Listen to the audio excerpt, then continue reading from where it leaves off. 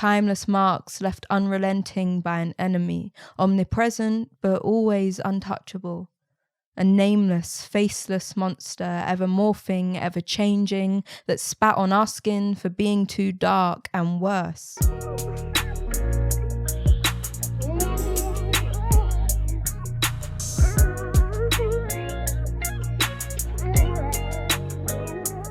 Good morning, good afternoon, good evening. The Kasi Podcast, EP.23 W. Thank you for tuning in. Thank you for joining us. We have a very, very special guest with us today. All our guests are special. This one is no different. We've got Pearl Adams with us today. Hi. Pearl Adams. That was one of the things when I first met you and I heard your name. I was like, Pearl Adams. I was like, that's such a cool name to have. Thank you. I mean, I got a very long name. There's more. There's so much more. Oh, is that Pearl Adams is that your first and last? First and last, But yeah. the middle names are? I got a middle name and I've got a double barrel last name that I don't use. So okay. Yeah, we can get into that later. Fair enough. No, thank you for being here. Thank you for having being me. here with us. How are you? I'm good. Good. Yes, I'm very excited. Yes. trying to check in with myself before I say it. I'm good. Good. I think only once or twice we were supposed to do this, but it wasn't that long ago because I met you. When was this now? I remember the exact date because it was the date I performed. Yes. October 15th. October 15th. October wow. 15th. I met you on October 15th. Yeah. So no, just a bit of background, a bit of context. We had Abigail on this show a few episodes back. 3 episodes back, we had Abigail on this show. Abigail from Riffs&Rhymes. Some people remember that.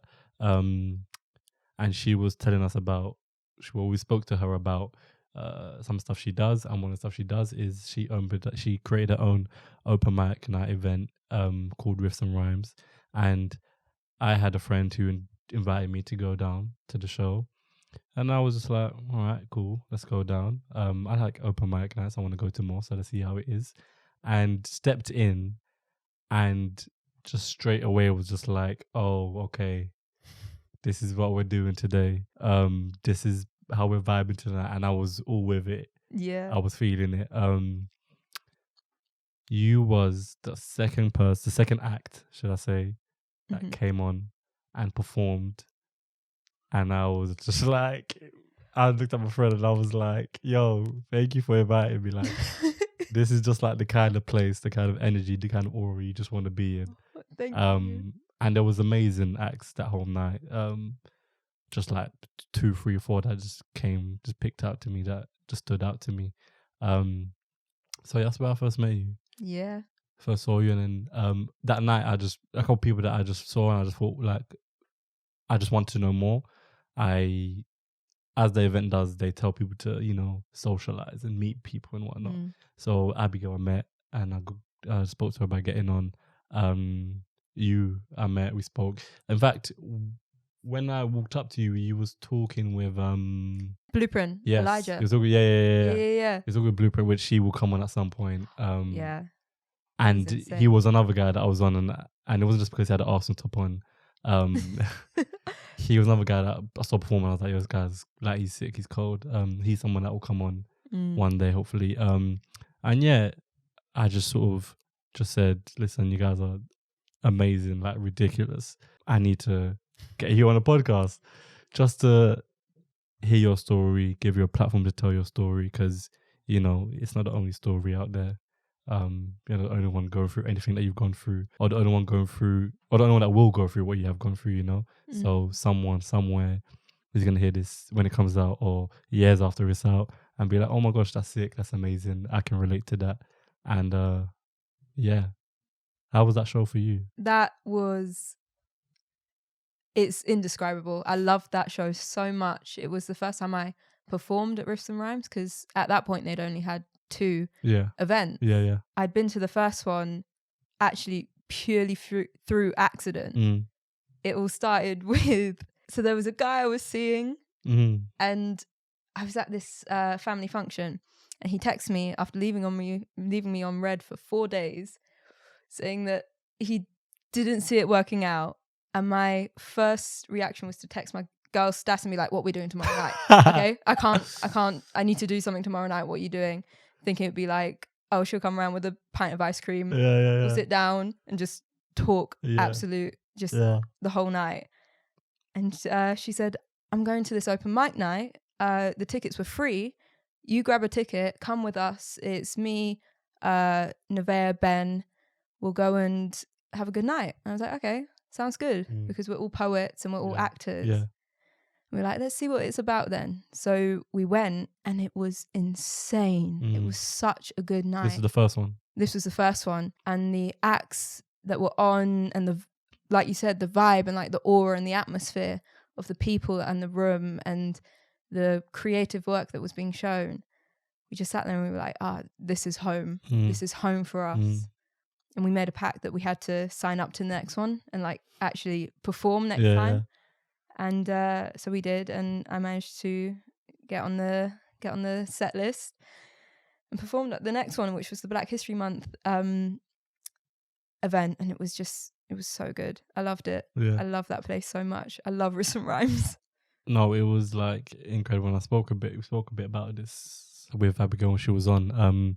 There's a platform that she's giving people, and the energy that they're creating in there is just, it's incredible. And there's stories that need to be told, like yours. You did 2 pieces. Both of them were amazing. The second one's the one that caught me, and I was like, yo, this is crazy. And I have a thing for that spoken word. It's like, not regularly, but I have before listened to some spoken word artists, and my auntie, who I also have on Lady Unchained, she was on one of the episodes. She's a spoken word artist, among many other things, and she even performed a bit on here. So I've been around it a bit. The creativity side of it, I love. I think everybody is a creative. Everyone can be an artist. You just sort of need to tap into it a little bit, and to find a way to express yourself through whatever avenue you choose to do so. So listening to poets and spoken word artists and whatnot is just always something that I'm interested in. So then because he was my second act, the first one before you, I think they were rapping, I believe. And then you came on and then you was spoken word, and I was like, yes, like, thank you. Because this is like my avenue. This is something I want to hear. Yeah. And then there was so many others that were just incredible throughout the night.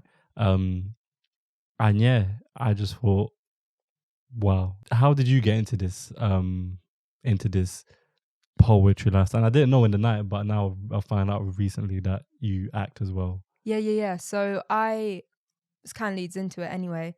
I attend a performing arts school. Okay. I go to the Brit school, right? Okay. And I study theatre there. Yeah. So I've been doing that since the earliest you can join is year 10. Oh, wow. And I started in year 10 and have been there ever since. I'm in my last year 13 now.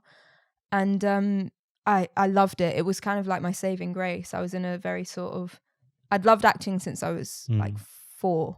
And I always had like too much confidence and too much energy. And my mum just one day went, just put her in a performing arts school at this point. She needs something to channel it into. But I was in a very dark place, and I got into the Brit school, and it like completely changed my life. And I was able to do what I loved, which was acting at that point.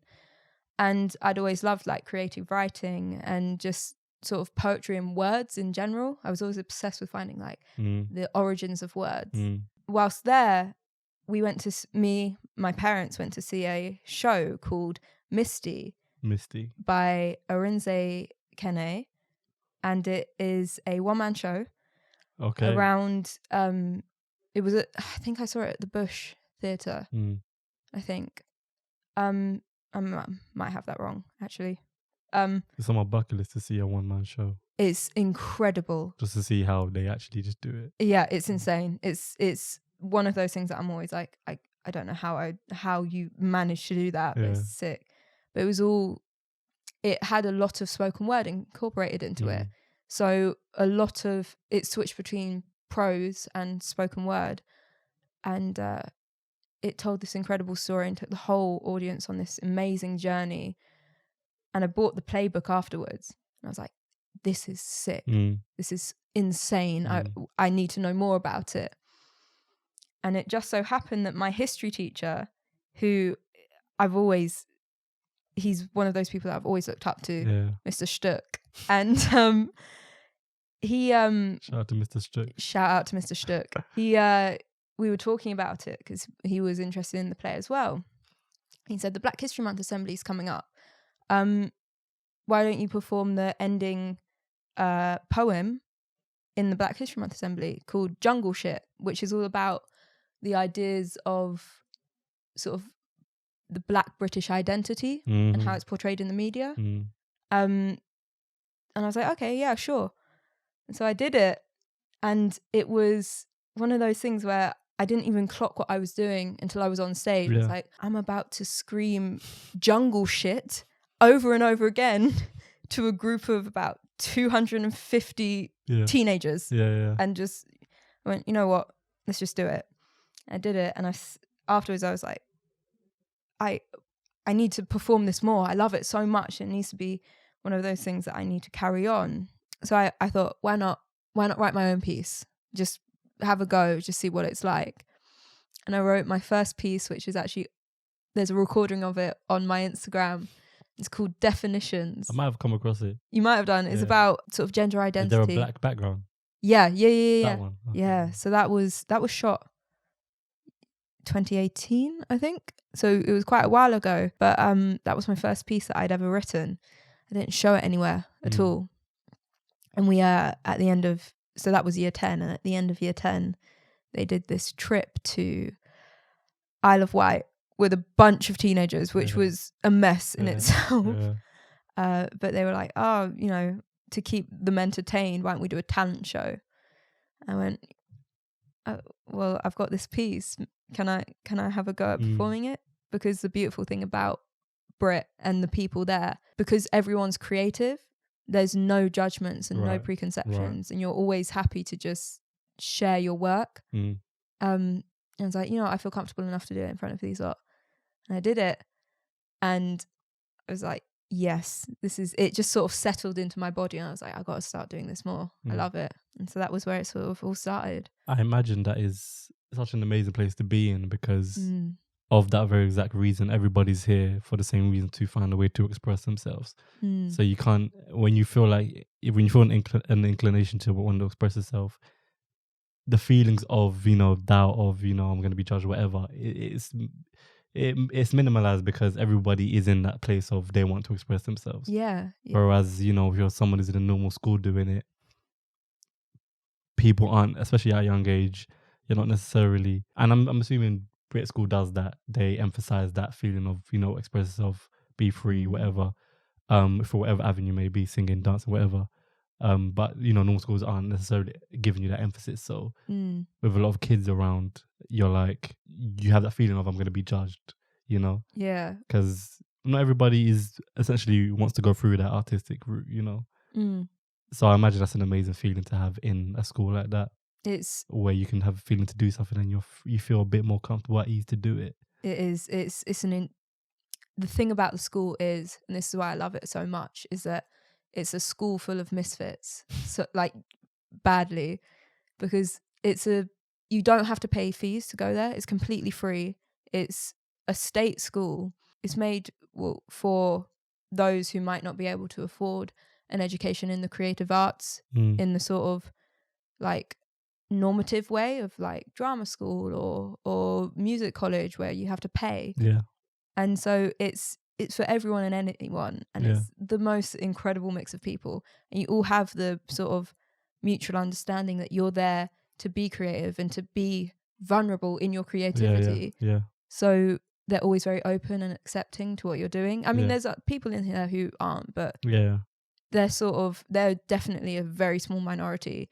And it's just because they're going through something that of course, they don't know how to deal with, so they just lay it out differently. Bunch of teenagers as well, like 14 to 18 is like one of the weirdest ages. And they say at Brit, you know, if you are like that, we kind of love it out of you.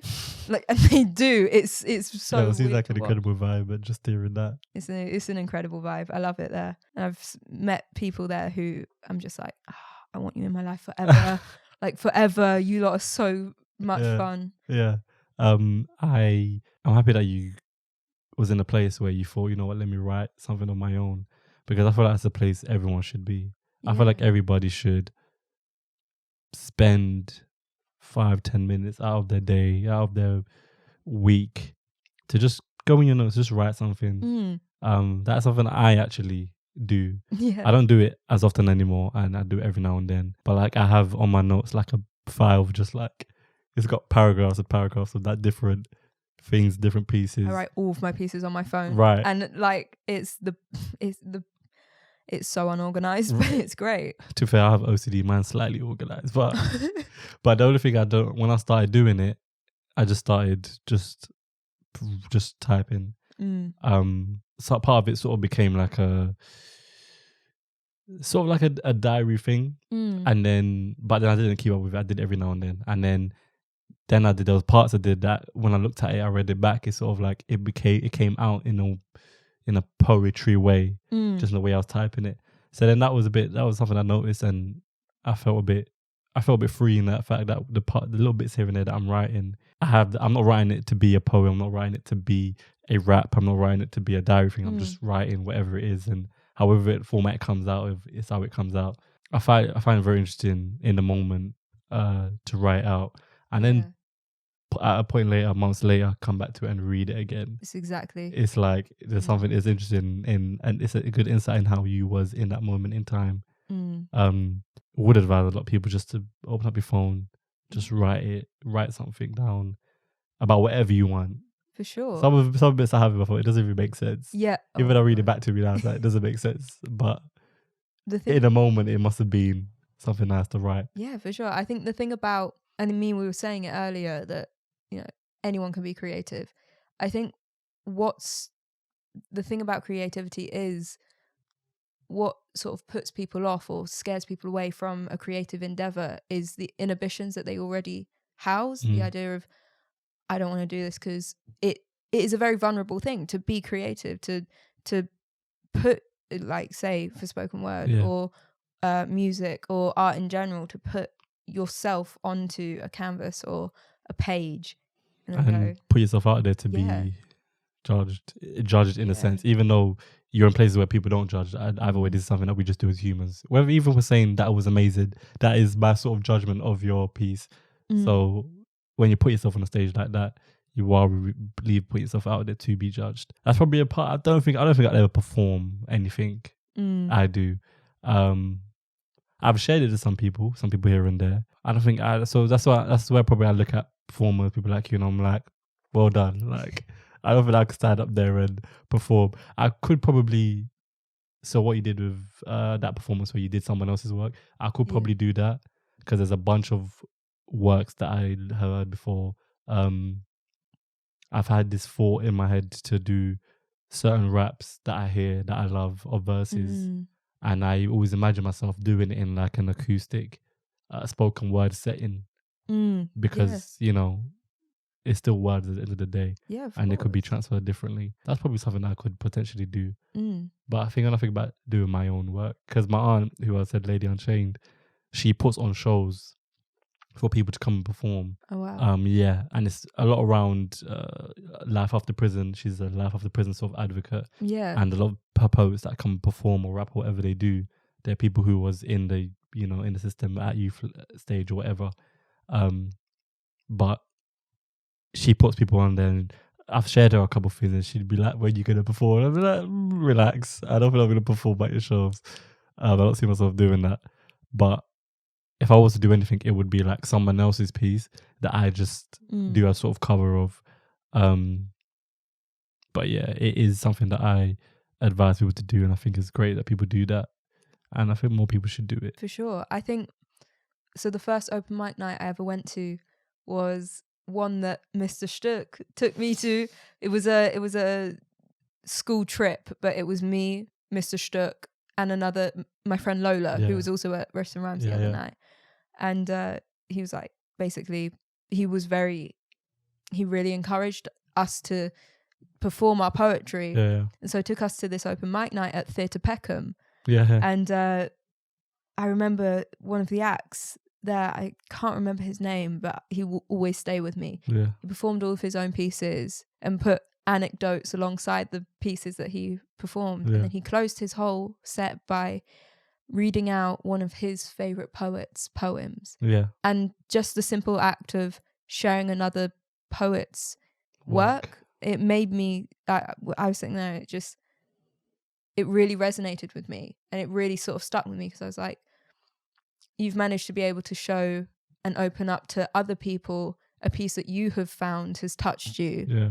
And although the poet may not know that themselves, you've opened up to other people their work, and it's become more accessible. And that's the beautiful thing about these things, is it's all about not networking in the sense of trying to better yourself and better your game, but to form these links with other people. So we have this whole huge network of just sort building of a community. Yeah. So that, for this example, what we're talking about, there was a lady, a female, who performed that night that I saw you at Riffs&Rhymes. I forgot her name, but she did a cover of J. Cole's "Be Free."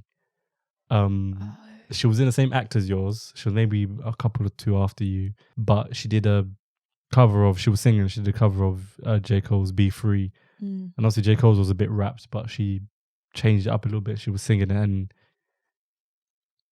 and when I heard, because obviously I love that piece by J. Cole, it's like he performed it once. It's not even like something that's an actual song. He performed it on like a show years ago. And when I heard her start and I heard the beat, straight away I just recognized it, and I was like, oh, I was thinking to myself, please don't ruin this for me. Like, I was thinking, please, because it was something means so much to you and what it stands for. You just don't want anyone. You want to lock it up and keep it safe. You don't want anyone to. So I was like, oh, please don't. And then she bodied it and did amazing. And I even said that to her when she walked past me. I was like so nervous when you started, because I was like, please don't ruin this for me. Like, but no, she did amazing. But that was just one of the things. And for example, I loved it so much that even if I didn't know the original J. Cole version, I would, like, if I knew that was a cover, I would have been like, oh my gosh, like, where can I find that? And I'm someone who does that. Like, if I hear something or see something in the movie or a TV show, whether it's a background song or a soundtrack, I'm looking for it. If it's Listen, my dad is the worst for that. He will pause the TV, rewind it, get Shazam up, and I'm like, it was just the most crucial part of the plot. He's like, no, wait. That's all it needs. Listen, I can hear something for 10 seconds, be like, whoa, get my phone, Shazam. I'll go right to the TV so I can check it out. But the thing about it as well is that it's always the most random songs. It is. We were watching something the other night. I think it was the Mauritanian, which is a new movie that's got Jodie Comer and the guy from The Serpent in it. And it's the guy who was in Guantanamo. Yeah, I watched that recently. Yeah. Crazy. And I watched he was on the Jordan Peterson podcast. That's how I found out about his story, and he was talking about his story, and I was like, I have to watch this film. The film was insane. Incredible. Really recommend it to anyone. Yeah. But right at the end, there's this fusion song of traditional Arabic and old school blues. And he stopped he was asleep, okay, by that point. And he actually got up from sleeping, paused the thing, got Shazam up and was like, this is hard. And I was like, legend. Okay, great. Oh, I've got like a deep dive for these stuff. Like, I'd go on Google search the movies, Google search the soundtracks, take every song to figure out which one is the one I was looking for. I have a whole playlist on my phone with like 80 songs that are just soundtracks, just things I've Shazam from soundtracks or from TV shows or whatever it was. So what was that piece called? That first one you wrote and you performed? Do you remember what it was called? What, Riffs&Rhymes? You know, the first one you ever wrote and you recorded. Yeah, that was Definitions. Definitions. Yeah, and that's on my Insta. Yeah. What was the journey like after that? Because I'm assuming you didn't stop there. You just carried on. It just carried on. Yeah. Again, I have Brit to thank for this. A lot of teachers sort of saw that and were like, we want to encourage this and nurture this. Yeah. So they really encouraged me to like write more pieces, and we do assemblies at Brit. We haven't done them for ages because of COVID. We weren't able to sort of mix. Be together, Yeah, but assemblies weren't like your usual assemblies where you sit down and you listen to the teachers talk. Talking for 20 minutes. Yeah, they were always around a certain subject, and they were like short, I'd say talent shows, but it wasn't like a competition. It was just a sharing of all this, of everything around this certain subject. So I always did the Black History Month. Yo, that seems amazing. I want to go to Brit school. It's so sick. It's so incredible. We'd like, when do you ever do maths? We had maths and it was chaos. It's absolute. You put a bunch of it was awful. We had the best maths teacher as well. I had Mr. Colombo. He was great, and he was very sort of reserved. He was one of us though. We always adopted him and be like, yeah, Mr. Colombo, do you want to do this? Or do you want to do that with us? And he was always telling us that he could sing, but he would never sing ever. And when we went sang one day in the same talent show that I did in Isle of Wight, he sung Amazing Grace. No way. We lost our minds. Just a group of 15-year-olds like absolutely losing their minds at this man's voice. He was the voice of an angel. But that's funny. So they were always chaotic. Every lesson was chaotic in one way or another. And all of the teachers are proper like characters. But we'd have all of these assemblies. Yeah. So Black History Month assembly, the LGBTQ plus assembly, mental health assemblies, women's rights assemblies, like incredible things.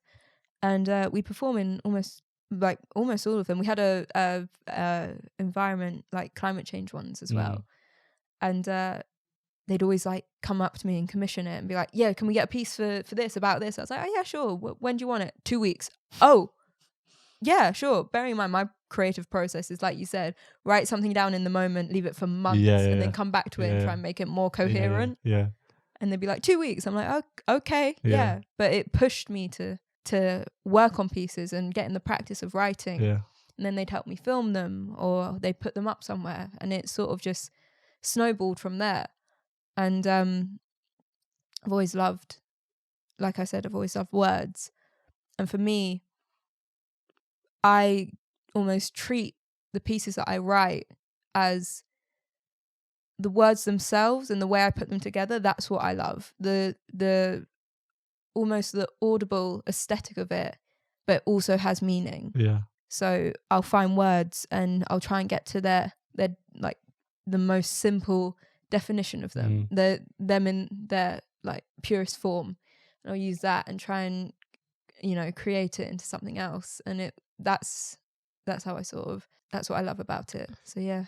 It's amazing. You talk about the teachers and how they were and how much emphasis they put on you creatively and artistically. It reminds me of a film I watched called Kindergarten Teacher. It was like I like indie films, like independent films. It was like one of those small films you wouldn't really notice it. I don't know what drew me to it, but I watched it.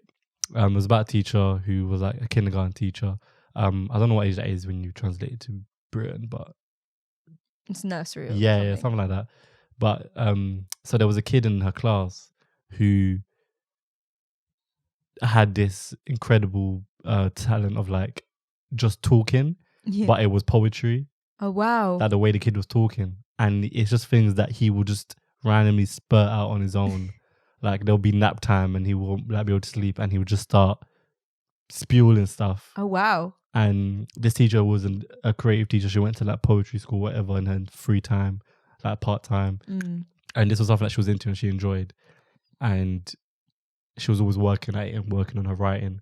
So when she saw this kid in the class that just was doing this, she was just like, it blew her mind. Like she was just fascinated. And she was trying to speak to, you know, the kid's guardians, family and whatnot, and tell them like, your kid's got like an incredible talent. Like, and she was trying to write down every time the kid would just start, because she couldn't plan it with him. Yeah. The kid in the movie would just start talking. And then as he started talking, she'd quickly get pen and paper and try to write down what it was. But then sometimes he would just stop, and then she would tell him, "What was that? Tell me again." And he just wouldn't. He was like, it was like whatever. And she was trying to tell the family and the parents, but the family was wasn't that paying that much attention to the kid. You know, they had other stuff going on. I think it was just in the movie. It was just his dad, and his dad was working all the time and just not getting that sort of attention.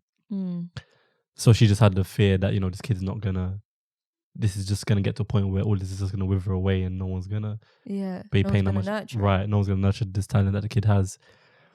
And so I like it because she then goes through this process of, you know, what, you know, your teachers do, of trying to nurture this kid's talent and trying to keep him on that same path of even though he's super young, it's kindergarten, but trying to make sure that he stays on the same path. Yeah. But obviously there's, you know, ethical boundaries that come into it because it's a kid and she's a teacher and she doesn't know the kid and she keeps butting heads with the parent, or the kid's always got babysitter. She keeps butting heads with the babysitters and the parents.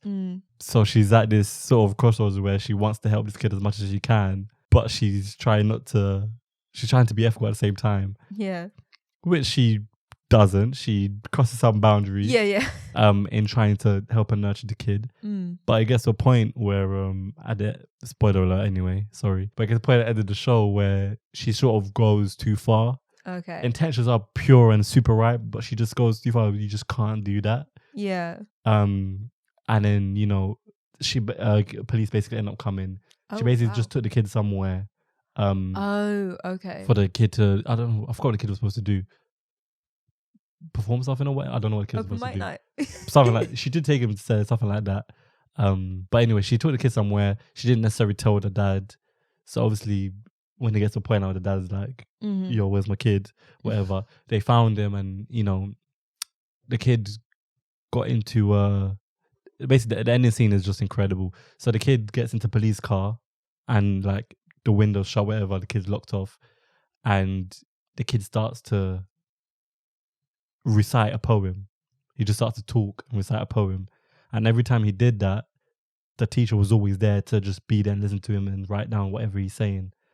But this last time now, when she gets taken away and he's in a car, there's no one else to listen to him. And he's in the police car, the door's shut on him, the window's closed. The police woman's just saying, we're going to take you home soon, whatever. And she walks away. He basically gets dismissed.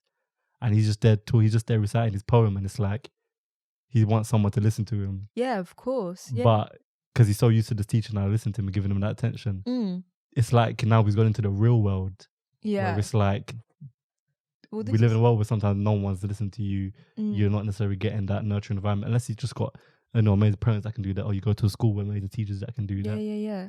You're just not going to have people that can listen to you that way. But the only person who did got taken away because she was doing something right, but in the wrong way.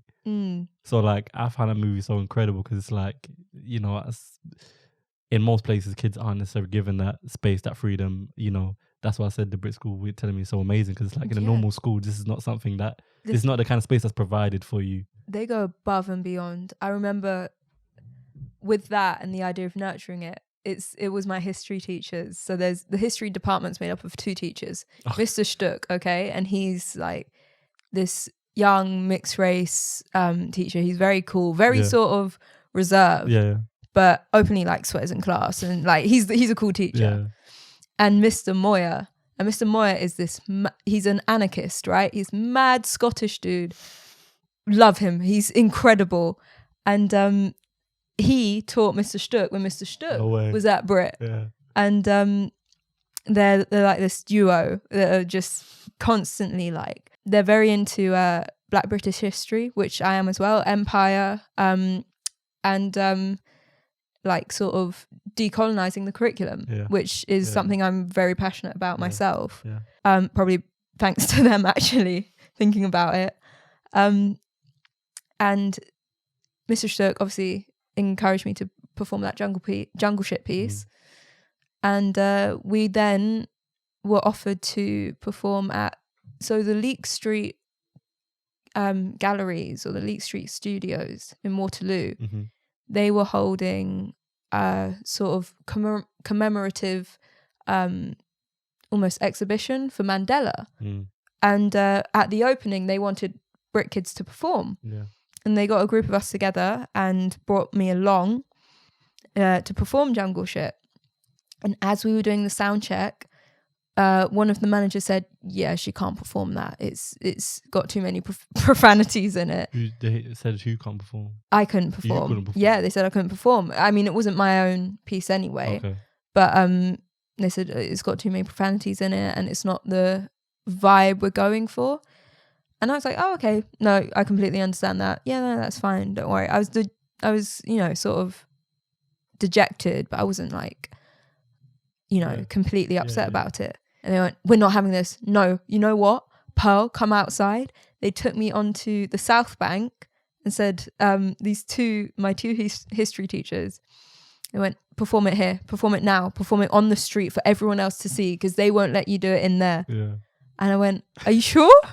like for real? Yeah. They were like, yes, do it. And so I did it. And all of the sort of, I guess the bottled down anger of, you know, not performing and being only told at the last minute, it all came out and they were like, yes, perfect, great. And they really do nurture you at that school. And, you know, I sound like an ambassador for the school now. I know I've been talking about it for time, but I love it. I love it so much. And it's... Yeah, your kids already got a place at... Yeah. The thing about Brit is they got this very cheesy hashtag, right? They don't know it's cheesy, but we think it's cheesy. All of the students. It's hashtag always Brit. So once you're Brit, you're always Brit. And we use it quite a bit. But we've used it to the point where it's no longer ironic. It's become unironic. So we're like, yeah. Hashtag always Brit. And we're like, oh no, what have we done? Yeah. So yeah, but it does come from a place of there's something about Brit that stays with you. And it's beautiful in that way, I guess, because it gives you it and I guess it's one of those places where you're like, oh wow, just wow. It's the same. You mentioned all these places that you've performed at or that you've gone to, and I'm thinking about it, I've heard of the areas. I've been in the areas, but I haven't heard of these places. And I'm thinking, you know, I'm someone who somewhat has an interest in this stuff, and I try to look at this stuff. Imagine a general person who this does not come across their mind at all, like theatres or spoken word or poetry or things like this. I'm like, why is there not an emphasis on this kind of stuff? And the kind of things they're telling me about the Brit school, that why is there not an emphasis with these teachers in a normal school? Yeah, I know. That isn't specific to like the performing arts. I think there's within sort of our society in general, especially in like our education, there's definitely a need of, because again, like I said, to be creative is to be very vulnerable. It's also one of those things where through no fault of the artist, it's those who sort of interact with the material, very hard to succeed. So because of that, there's always this idea of almost, well, we'll put emphasis more on the academics because you can succeed at that easier, which I can completely get, but you shouldn't be starved of it either in our education system, because almost like you were saying of, you know, writing on your phone every now and then, even if you're not going to share it for anyone, it's important for like the soul and the body as much as anything else, as exercise, and to internalize something you're going through, and to understand it for yourself. You know, that's why I said write some of the stuff that I have written down in the past. It's like, it's not necessarily something that I'm writing down and I understand why I'm writing it or what it means, but then that's a conversation that I am having with myself at some point subconsciously, like, what did that mean that I put down? Why is that, am I feeling that way, or why is that a situation? And the conversations with yourselves are the most important conversations you will ever have. But it's just a shame that these are not things that are emphasized more. Like, people should go to these theatres more to watch people perform, to write on their own. Not necessarily just because you want to become that. You may have no interest in doing that, but just of the things that it perpetuates within yourself. Yeah, for sure. But yeah, that's just, I guess, there's a certain way they want us to be and they need us to be, and that's to get our grades, get a job. But I think with us, I think we're definitely with sort of our generations at the moment, sort of the younger sort of quota of people in society, because of everything we've sort of, well, I wouldn't say gone through, but everything we've experienced. Almost every single generation has had something that they have rallied against, whether that's racism, sexism. You know, for my parents' generation, it was definitely racism within Britain and the idea of go back to your own country. above that, for my grandparents, it was, you know, women staying at home, and which they've rallied against. Yeah. And we are now, us young people I believe we're a culmination of all of the things that they have all fought for. And so we all have this incredible, you know, like we all hold the values that they fought for. We have the power as well, and the understanding that we could change this if we wanted to. And I think it's very important that we acknowledge these things in society. Like, why isn't there a push for creativity within our education system or in society in general? Why don't we change that? You know what's funny? In school, I didn't like drama. But I think it was most of that feeling of, first of all, I knew I didn't have an interest to act or anything like that. But then there were moments where, you know, we're in drama class and we're doing certain things and I'm sort of enjoying it. I'm having fun. But I feel like the overarching reason or feeling was that I didn't want to be in a state of vulnerability, sort of, to be judged. I think that's what the overarching feeling was why I didn't like it. I wasn't a fan of my teacher either, but but then there was people who loved drama and some, you know, I watched them perform and they continued it on and to go on to Brit school, or they went and did something else with it. But then I'm thinking I didn't like drama when I was but I like it now, so hey ho. Is performing something that you do regularly now? Yeah, quite a bit. Just because of, like, I perform a lot in my own sort of spaces, like open mic nights and just in general. But I also, due to the course I'm on, we perform every term. Okay. At the end of every term, we usually have something that we've been working towards in that term.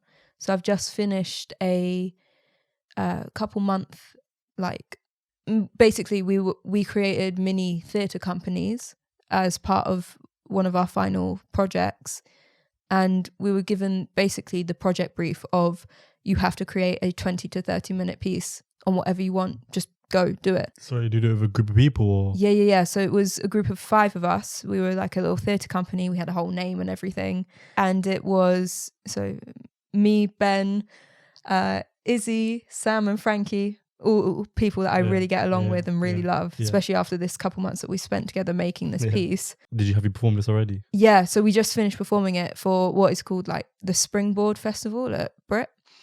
Is it at the school? Yeah, okay. So it's at school.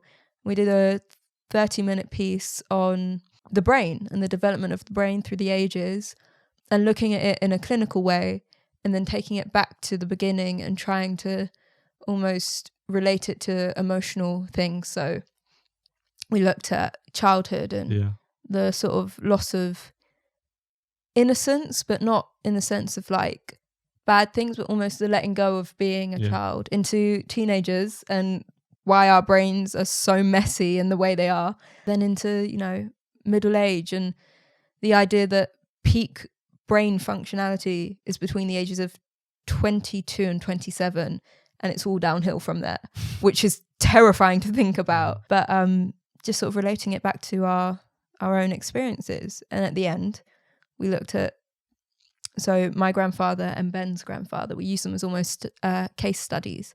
We did these monologues about it. But whilst we were doing the monologues, for mine, we did a physical theatre piece. I think there's a picture of it on my Instagram of all of us in nurses' scrubs doing the piece. I'm like in the air.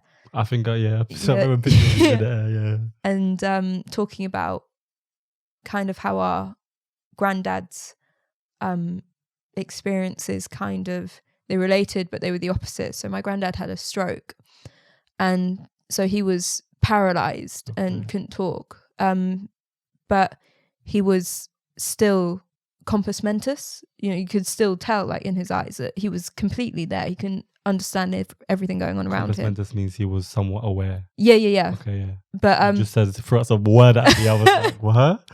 Okay, yeah. So he was somewhat aware. Yeah, he was thinking, feeling, understanding everything going on around him, but couldn't move, couldn't talk, couldn't breathe without a tracheotomy. Whereas Ben's grandfather, he was still up and about, but he started to almost develop, it wasn't dementia, but something thereof, where he almost lost himself.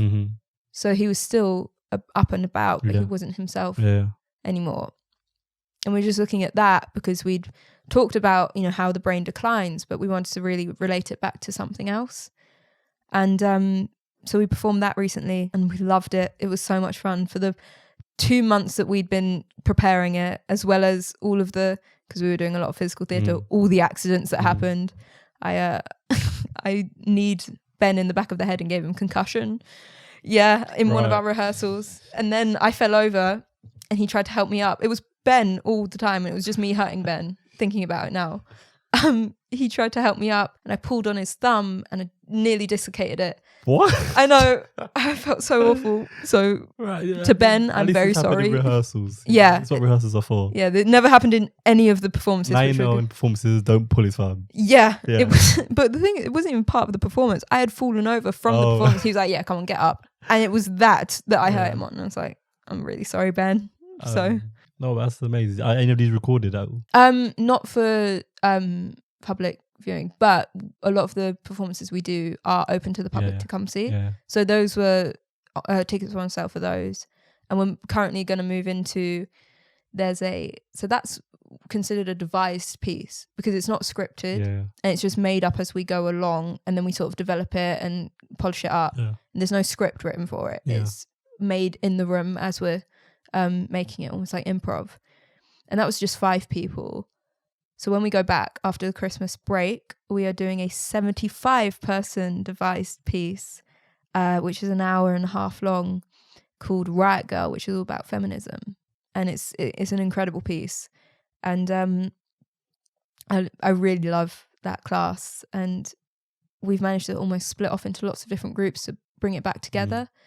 And we're doing something called Black Riot. So we've called it Black Riot. It was originally called Melanation Nation. Melanation Nation. Yeah, but you changed that. Yeah, but it's Melanation. Yeah, that was just, we were like, what are we naming the group chat? And someone said Melanation Nation. We were like, okay, yeah, let's go with that for now. Was it one guy that said that? No, well, because it's an all black cast. Okay. And it's an all black cast. Funny. Yeah, concentrating on black femininity, intersectional feminism, and the idea of it's a very big topic that we're really enjoying getting into. We're studying a lot of different parts of intersectional feminism. We're almost concentrating mostly on the idea that in this day and age, it is very hard for a black woman to express her views, her feelings, without being labelled as having an attitude, and trying to sort of dissect that and figure out why we still, you know, almost hold a few of those ideas. Because even there's a brilliant book called I Am Not Your Baby Mother. I can't remember who it's by, but it looks at black motherhood. Because the idea of motherhood itself, when you think about it, you think of you know, sort of white mothers with, you know, Jojo Mama Bebe like stuff on. If you think about black motherhood, for a lot of people, the first thing that comes to mind is usually baby mama drama, teen pregnancies. And it's almost like in the act of creating life, black women still aren't respected or taken seriously enough. So we're looking into that, which is going to be really interesting. And we're looking into carnival as well. So we're incorporating that as well. And that's going to be performed. Tickets are on sale for that. And then after that, we're doing a 4 quite big productions of plays. This is all at some point next year. Yeah, this will be, so Riot Girl will be January. And the next thing is that all of those plays are called the Common Ground season. And those will be performed April-ish. Tickets aren't on sale yet, but they're...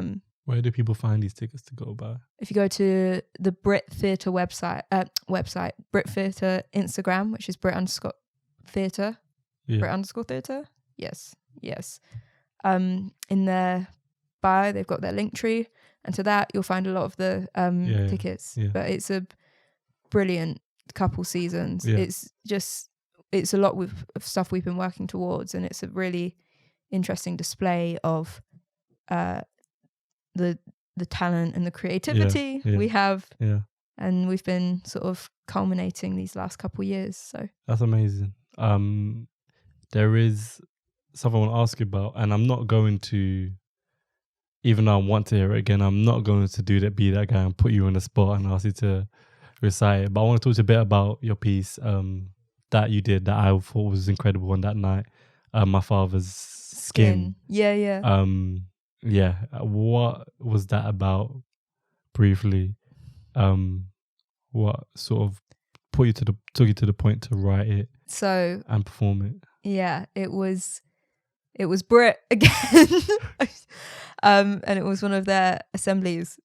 So although we do the Black History Month assembly, we do this assembly called the Global Majority Show, which is, we were tired of being called Black and ethnic minority. I didn't like that either. When in general, we are the majority, we're the global majority. So we did this, and the whole sort of theme around it was, we want you to create a piece. It can be whatever. It can be a dance. It can be a spoken word. It can be a song. It can be a monologue. It can be a film, a short film around a influential Black figure that you hold close to your heart. Now people did. I'm remembering it a lot more now. Yeah. Now people did Nina Simone or Chadwick Boseman, or this one girl did this incredible dance centered around Elizabeth Dido Bell, who was the first woman of color to be painted alongside a white aristocrat in the sense of them being equals. Elizabeth Dido Bell. Yeah. In Britain or America? Britain. She's British. From I think the 1700s. I don't know. But that was one of the women that she looked into. And I was sitting at home, I was like, oh, what am I gonna do? What am I gonna write? And I went, I could do my dad. I was like, well, he is very influential to me. Mm-hmm. And not only that, but I see him as almost, and in that piece, I use him as an example of, and a paradigm of young Black British men in general, and the opposition, and not just opposition, prejudice they've faced, throughout the ages in Britain. Yeah. And I thought, well, how do I start to word that? And so I wrote this piece about my dad, but more specifically his skin, my father's skin. The way you talk about it, I started to remember certain things you said, and I was like, yeah. And so it's that's why I wrote it, and I performed it at the show, and then I sort of, because we'd done the show and it was over, it sat with me for a while, and I thought, this is a piece that's actually very dear to my heart, because it's my father, but he's obviously, my dad's had a very interesting life. He's one of those people where you talk to him about anything, and he's just done everything, everything. Yeah. And he's had a very he's had a very hard life as well. He's experienced a lot of hardship, and he's come out the other side of it, and he's made the active decision to try and better himself, not just for me and for my mum and for my brothers, but for everyone he loves, and just for himself as well. Yeah. And I'm so proud of him for that. He's an incredible person. And I wanted to I didn't want to tell his story to the point where I exposed him, because it's my dad, and I still hold him dear to me. Yeah.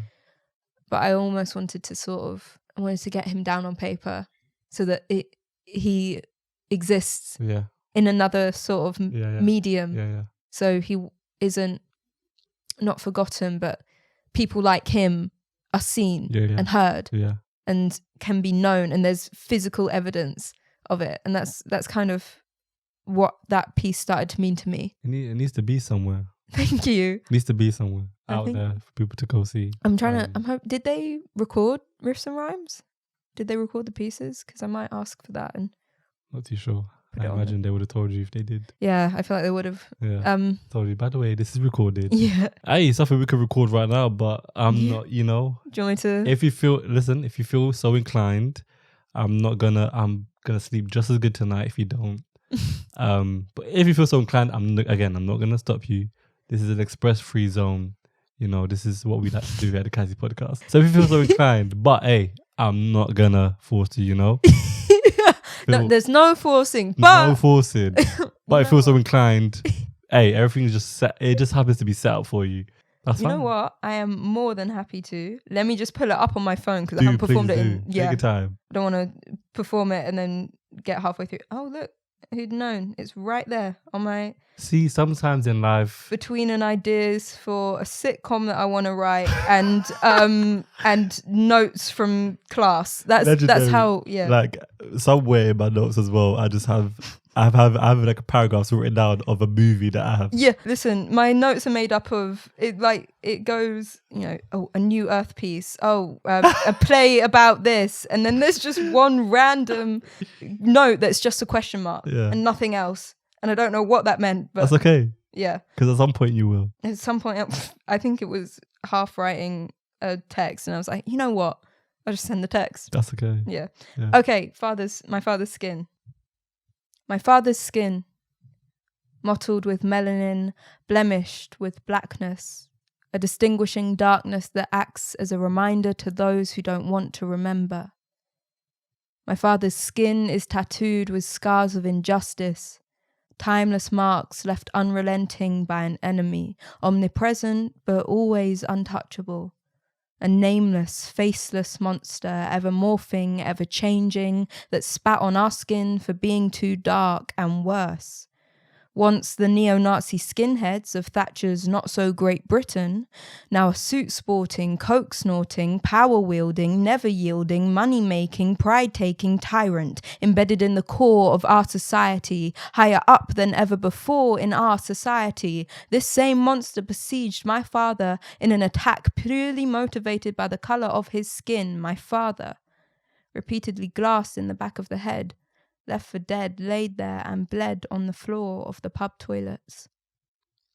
My father's skin is embroidered with hands clasped in prayer, entwined in thorns, his tattoos depicting flower petals and great kings' crowns. My mother says he bears them as his own form of penance, his self-flagellation proving he could stand the pain of years yet to come. His explanation is that they were protection, tribal and rune-like, an armour to don before his stretch in prison, reminders of a troubled past. My father's skin is scented with lime aftershave and coconut body butter, an aroma that leads us back to a culture rooted deep in the Blue Mountains, land of wood and water, land of abundance. His skin is stained with tears. My father cries easily, thought unbecoming for a black man. Tender and fragile under a facade of black masculinity, a mask moulded from demonization, discrimination, the prejudice of pressures past, but beneath all I see the young boy bringing broken birds home to mend. But beneath the skin, beneath his skin most importantly, my father lives. His heartbeat, steady and true, the metronome keeping the pace of his existence and the start of my own. When I was small, I laid on his chest, counting his heartbeats, steady and true. His skin is a map I have traced with my small finger countless times, awestruck by this tapestry of culture, history, sins committed by and against him. When questioned, always met with the same reply. I will tell you one day, when you are old enough. My father, protector of my naivety. Yeah. Bruh. Yo. Like, people. Pearl, tell people where to find you. How they can find you. My Instagram is at pearl._Adams. You can find me as just Pearl Adams.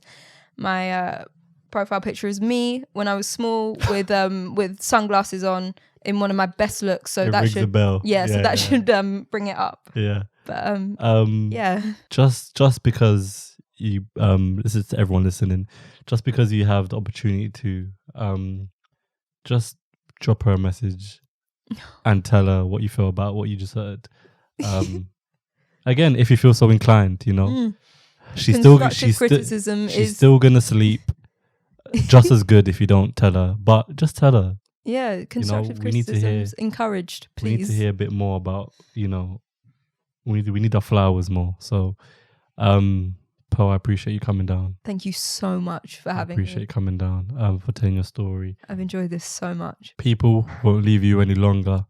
Thank you for tuning in. This is episode 23. See you soon. Take care.